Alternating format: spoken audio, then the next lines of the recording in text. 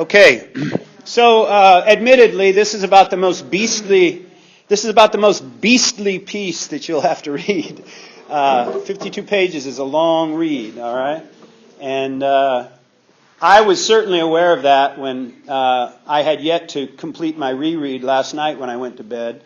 And I knew I'd finished about 17 pages or so I knew I was getting up early.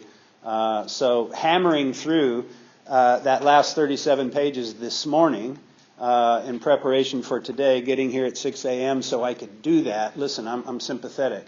And I hope that, some of you read the whole thing. But having said that, I don't make any apologies. I'm just saying I get it. But if you feel yourself starting to slip in terms of preparation, I just want to warn you, I will bust your chops at some point, okay, if I need to, about your preparation. Some people just don't come to class. That's their business. We're missing 10 today. It doesn't surprise me, in part because of the reading. But anyway, I'm just letting you guys know that of all the stuff you're going to read, this is kind of the most beastly of them, okay? Let me just say it's also a difficult read because it is about what we call the discourse of, criminalization literature, if you will. The discourse meaning just that you have to read what one writer said against another writer and then another writer and another writer. It's hard to keep all that stuff straight. I don't expect you to, okay? But studying discourse like this is complicated. I just want you to kind of be able to pull from this kind of the basics. I want to remind you that the title of the chapter is Writing Crime into Race. And I've rewritten that on the board, and I've said writing crime into, and in parentheses, the black race. Because, of course, if you read it, you know that this isn't about writing crime into the white race, it's about writing crime into the black race, okay? Whatever that means. And furthermore, let me just point out that this piece comes from a larger book entitled The Condemnation of Blackness, in which the author essentially argues that blackness has been criminalized in our culture. Just being black is a problem. And it's a problem, it's not a problem, but it's a historical problem. That's what I'm trying to say. It's a racial problem. And people like Professor Muhammad have to, well, they don't have to, but they choose to study it, all right? And we've come up against this before in this class already. We came up against it in the Green Cottenham reading, so it's not a new thing for us. But what is new about this piece is that you are reading, theoretically, the smartest and most educated people in the American Academy 100 years ago, 120 years ago, You're reading people who published books, who were considered experts, people who were professors, right? Highly educated. And so this piece then is actually about, notice this, how the academy and how sociology, how professional organizations that are academic in nature, we're trying to deal with these questions, okay? So in that sense, I want you to see that this chapter is also about how smart, educated people try to get to the bottom of social problems, which of course makes it inherently complicated and thick, okay? I can already see some of you checking out, so I'll stop talking.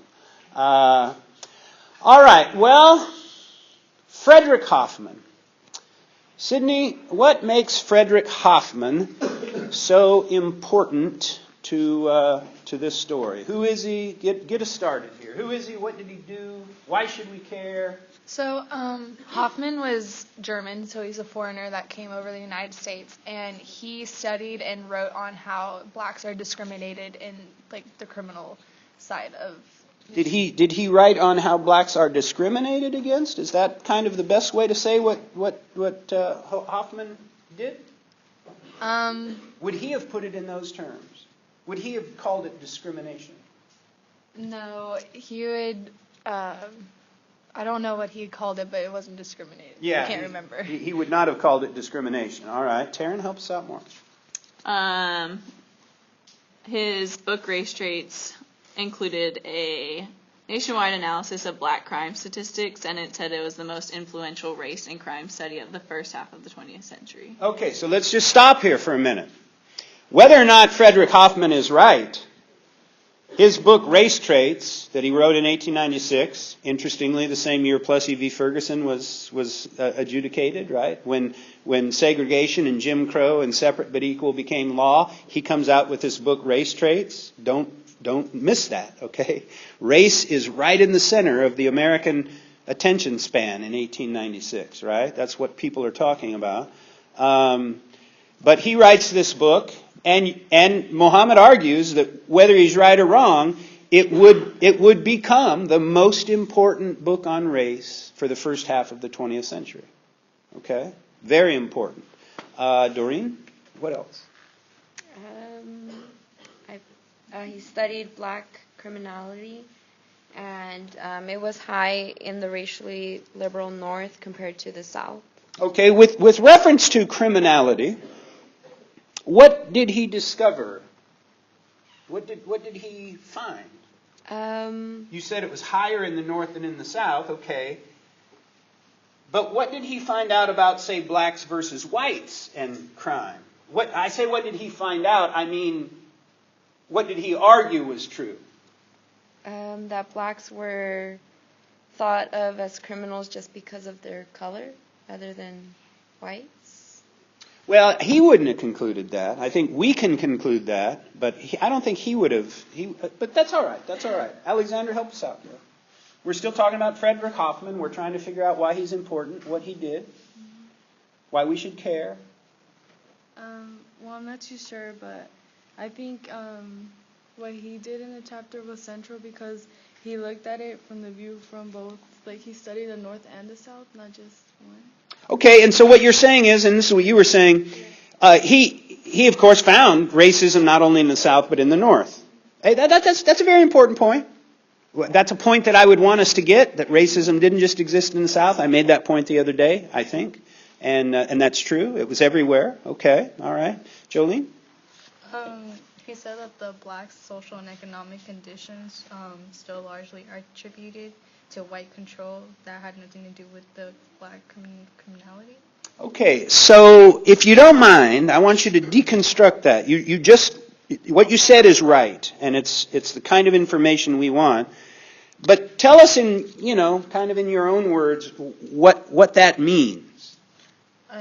Their what would I say? Like their social class of where they stand.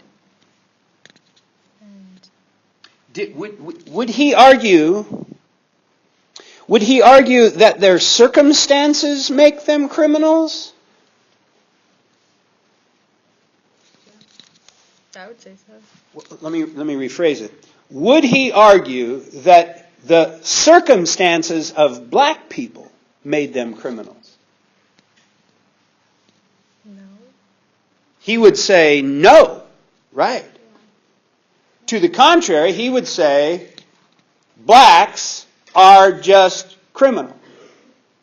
They tend to be criminal. And oh, by the way, with reference to their future, Sydney, what's going to happen to them, according to Hoffman? Them being blacks. They'd probably mainly end up in jail or slowly start to fade away. They'd end up extinct.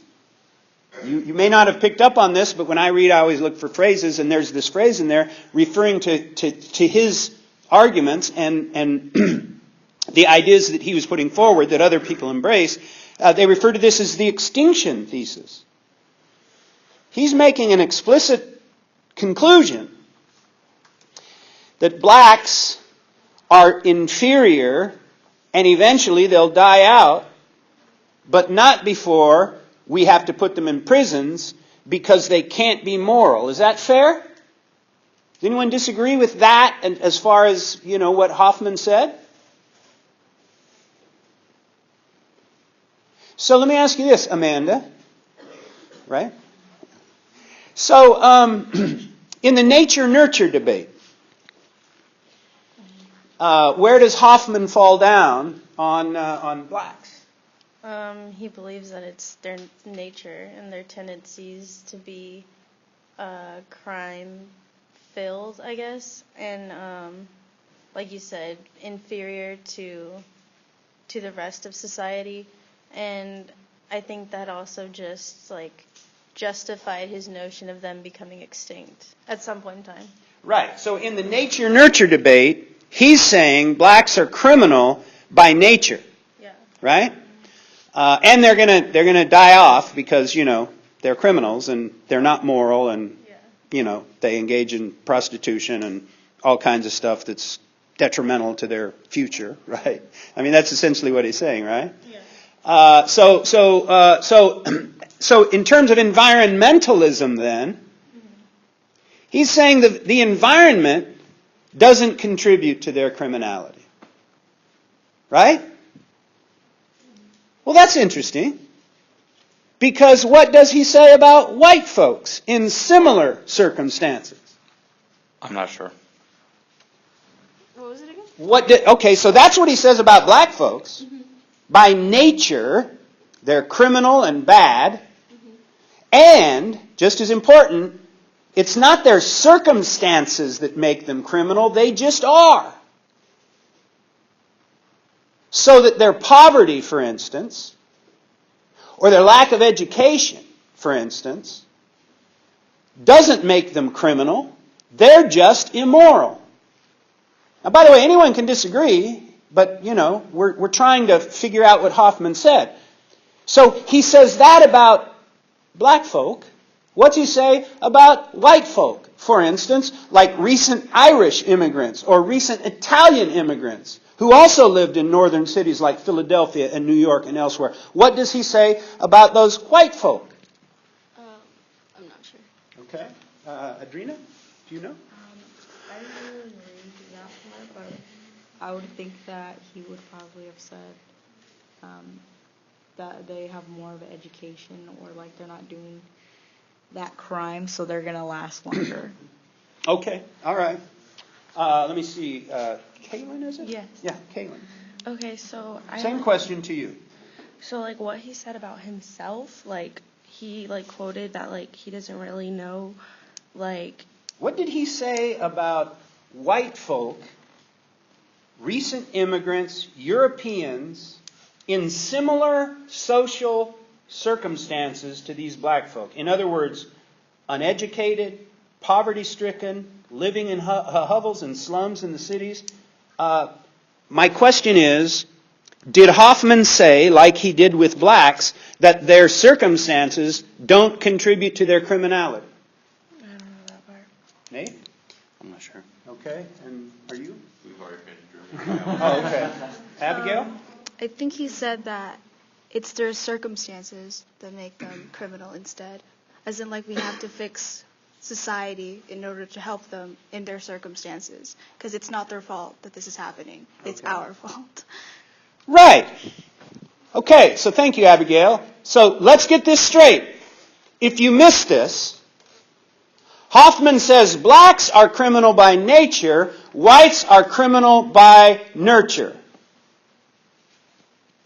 Whites become criminals in cities like Philadelphia and so forth because of their poverty, because of the crime, because of their lack of education, right? Well, that's interesting. I think it's important. One has to ask, why is that so? What are the implications of that, by the way? Priscilla. What are the implications of that? And this might not be in the reading. I'm asking you. How does that strike you? Well, he's just saying that whites tend to be criminal because of their society. In the text it says for whites it's a society problem, but for blacks it's a black people problem. Right. So that basically implies that just shows the divide that, okay, white people can be criminal because of how they were brought up, their past experiences, but blacks, because it's in their nature, they're going to tend to be criminal. Okay. And so, my question is, seriously, does he treat whites and blacks similarly, the same way? No, he doesn't. And in his credibility, he says because he's a German immigrant that he's kind of free from personal bias and from, prejudice because he's a German immigrant. But clearly, in his race traits, it's all about the divide, and it's not equal at all. Okay, and this is something no one else has brought up, but his immigrant status, he uses to make himself, shall we say, an unbiased expert. But what do we actually learn about his story? He was really by heart what? A German? Yeah. Well, no. Well, He was really by heart, he became by heart a what? A Southerner, right? Yeah. Absolutely. He talks like, I have no bias, but he's deeply ensconced in Southern culture. Marries the granddaughter of a Confederate soldier and, granddaughter of a plantation owner or something, right? Or maybe her dad fought in the Civil War on the far, I forget, right? But he's foisting himself off as an unbiased expert, right? Because he's German, right? He's saying essentially, I don't have a horse in this race, right?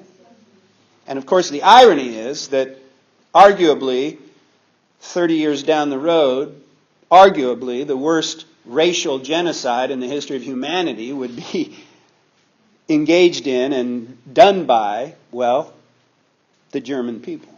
Nazism, right? Okay. All right. So he treats whites and blacks differently, comes to different conclusions. And what does that mean about solutions to the problem of criminality? I think it would go back to how it's this divide where white people are superior and blacks are inferior. So there's not really a solution to this black inferiority. Well, but I get you. But let me interject and say, yeah, but we're still talking about white criminals here. Doesn't it go back to how she was saying it's a societal problem for the whites? So you kind of give them the resources, the education, the social welfare programs, and you don't give that to the blacks, so they're just left to wallow in their pity or their unsuccess and try as hard as they want, but they're not going to get to the top of that social ladder. That's exactly right. So with reference to solutions then, Alex, give us in a couple sentences. With reference to solutions, put in different words what she just said. With reference to solutions, what should we do about black criminality and white criminality? Do you mean like to throw black people in jail to get rid of the solution, the black problem? Well, that would be a solution, right? Yeah. Throw them in jail. By the way, when you throw them in jail for similar crimes that whites committed, do you throw them in jail for longer? Yeah. That's exactly what happened. That is to say, black people served longer sentences for the same crimes that white folks did, right? So, you're right. A solution is put them in jail, lock them up. Yeah. Okay. Any other solutions? Let's stay on black crime. Any other solutions? No. Okay. No. How about you? Any other solutions for black crime? Just put them in jail? Doesn't it go back to the lynching that was going on a lot? And Yeah, you can lynch them too. What about educating them? I don't know. Alex, what about educating them? Discriminatory, segregation. Sorry, yeah. Yeah, what about it? So you got black folks down in. Why not educate them? So that they don't move up the ladder. Listen, if a person is criminal by nature, why educate them? The education wouldn't help them because it's already in their biology, so you can't really change the hard wiring that they already have. Thank you. Let's get this straight. What these people are arguing is to spend a dime on these people is a waste of the taxpayers' money. To spend a dime helping these people is a waste because by nature they are what they are. So notice this. White folk can be nurtured out of criminality. Black folk can't. Talk about subhuman. Does that make them animals as opposed to humans? I don't know. But there is this kind of clearly discriminatory edge to Hoffman's conclusions, right? Okay. What about the fact that he used data? What should we say about that? He was a data-driven dude. Kevin? I'm not sure. Okay. What about his use of data? He used the data to justify his claims about racism and inferiority. Yeah, and he was kind of the most important data-driven scholar out there, right? Did that give his work an extra cachet, an extra influence? Yeah, because they listened to his work over, what is his name, Du Bois? Okay. They listened to him. So it's kind of like, I've got the data.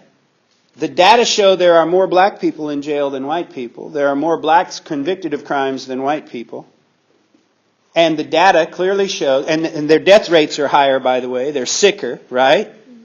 So when you take the data, this static collection of data from the first census in the country in 30 years, the 1890 census, there wasn't one in 60, there wasn't one in 70, there wasn't one in 80, but in 1890, there's a census. You take this national census data, you crunch the numbers, and you just see what it says, right? Because the facts are the facts, right? You're not comfortable with that, are you? So you have statistics. Well, no, I'm kind of being facetious, but Hoffman would say, listen, I produced all this data. This is the picture. The picture is this many people who are black are in jail, this many people who are white are in jail, blah, blah, blah, right? This is how much crime they're committing, blah, blah, blah. This is the picture, right? This is the truth. This is the data. It's not that simple, though, is it? Why? No, because, I mean, you can change, like, just because there's statistics to something, it doesn't necessarily mean they're true. Like, I mean, it does make something seem more credible, but you don't really know how the... So, in other words, the data has to be interpreted. Yeah, I guess you can say that. Yeah. And in his case, he interpreted it a certain way, right? But he had the numbers. Yes. And so his book remained the most influential book on race in this country for 40 or 50 years, right?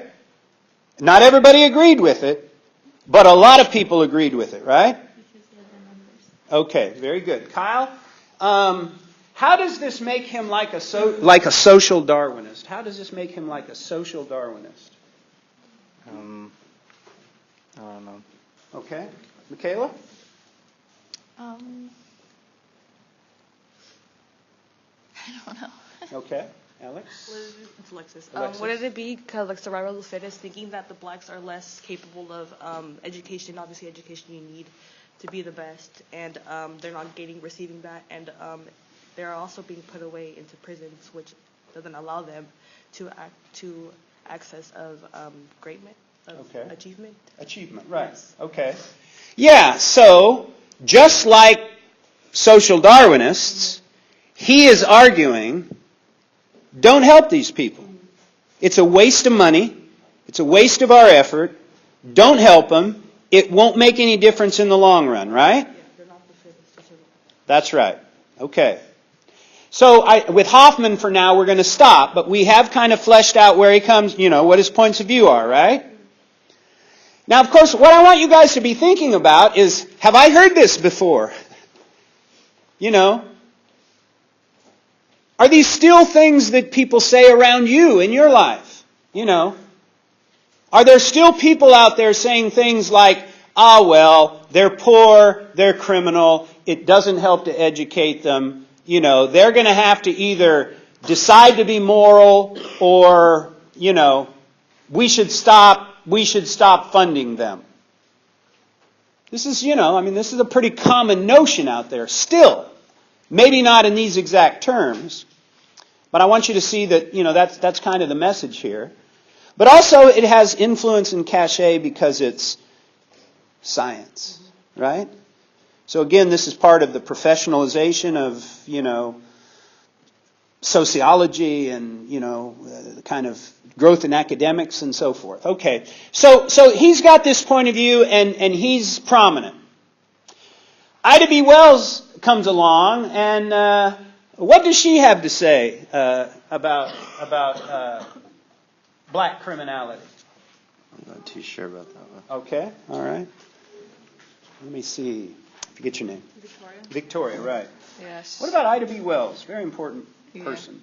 She went against all those, like Hoffman and all of them, sociologists saying, and their conclusion that blacks are just biologically inferior. She said she brings up certain circumstances of why blacks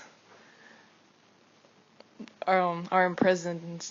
Okay, and would she argue nature or nurture to explain why blacks go to prison and higher numbers than whites? Nurture. Nurture. Yeah. Yeah. She would say the circumstances in which they grow up, the legacy of slavery, all of that contribute to criminality, right? So she's nurture, right? Okay. Darad, she looked into lynching in the South. She studied lynching in the South from 1882 to 1894. She found that some 1,100 lynchings were engaged in. She kind of crunched the numbers herself. She read all the press accounts. What was her explanation for lynching? Was it that blacks are criminal and they deserve to be lynched, or was it something else? I know for a fact that it wasn't that blacks were criminals, but I'm not really too sure how to word the answer, though. Okay.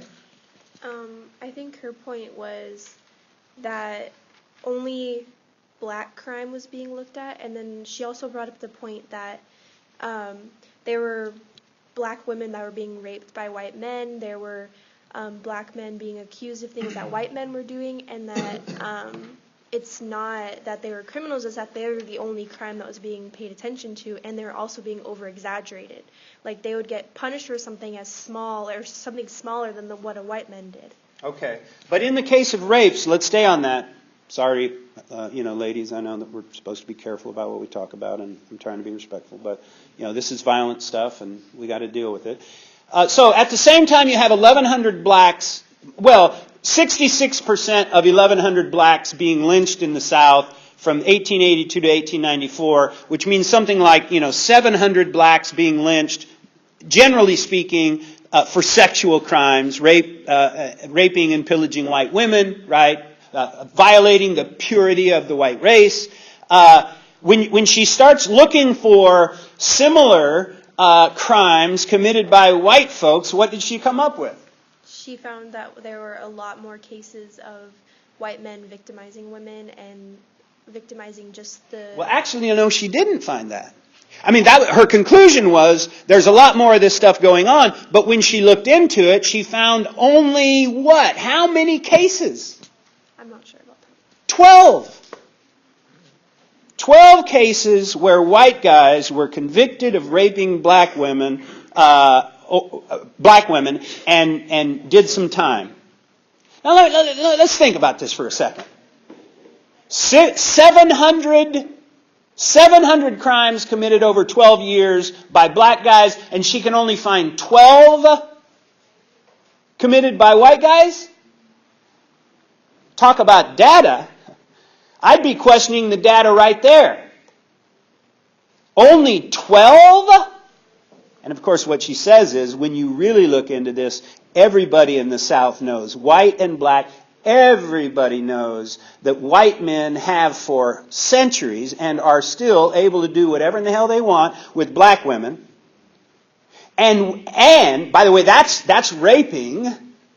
And when black guys engage in what she would argue is mostly consensual sex, willing sex, with white women, theoretically, all of those people who were lynched were guilty of those crimes. So that's a kind of imbalance. But furthermore, she says, if you look at those 700 lynchings, what do you find out about those black guys who were lynched? What do you find out about them socially? I'm not too sure. Aside from the fact that they're black men, they are also what? Educated, Darad? I believe most of them that were educated, they were not among the poor they're actually esteemed and would be kind of like middle class, so to say. That's right. They were part of the racial uplift of the time, right? People who were gaining success. Remember, she mentions that story. She looked at that story where 3 black guys were lynched because a bunch of white people, a mob, attacked their store, so they defended themselves, and the 3 black guys ended up being lynched, right? So what Wells is saying, listen, if you look at this crime, first of all, you've got to understand that there's a problem with who gets prosecuted. There's a problem with how long their sentences are, right? But there's also a problem with the fact that shall we say, white crime is being made invisible. The invisibility of white crime. Did you know, for instance, that white kids buy and use drugs at the same rate that kids of color do? Do you know that? How many knew that? But you start looking at who goes to prison and for how long, and then you realize that the sentencing, the system is discriminatory, right? It's clear from the data. But of course, we'd have to figure out why. But for this reading, I want you to think about the meaning of all of it. What is the meaning of writing crime into race? The significance or the meaning of it is that it just adds another layer on the history of discriminatory thought and practice in this country. Notice that in this case is justified because it claims to be scientific. And what I want you guys to start seeing, if you aren't seeing it already, is I want you to just see how discrimination is a part of our history. It's a part of our national biography. And when you start looking deeply into it, what you realize is that policies have been made throughout our history that favor one people over another. And of course, what I'm asking you to think about is, okay, if this happened 100 years ago or 120 years ago and it looked like that, could it still be happening? And if it is, what might it look like? Might it look like mass incarceration? Sure, it might, right? Might mass incarceration be, notice this, might mass incarceration be an outgrowth of what can only be seen in these terms as the condemnation of blackness? I mean, the point is, the reason there are more black people in jail is because blackness has been criminalized in our culture, in our thinking. And I will end this by simply copping. I will cop to the fact that I have been standing in my front yard from time to time when I used to live in Central Fresno. I have seen 4 black kids walking down my street, and I've thought to myself, that looks like trouble. Yeah. It's in all of us. It's there. And then I say to myself, no, John, come on. You don't get to think that way. And then I'm like, okay, well, here come 4 black kids walking down my street, no big deal. But my inclination? And the question is, where does that come from? Yeah. I read something that was saying your first thought is what society has put into it, and maybe it's like just like the culture has made you to believe, and then your second thought is what how you truly feel. There you go. We'll leave her with the last word. Good job.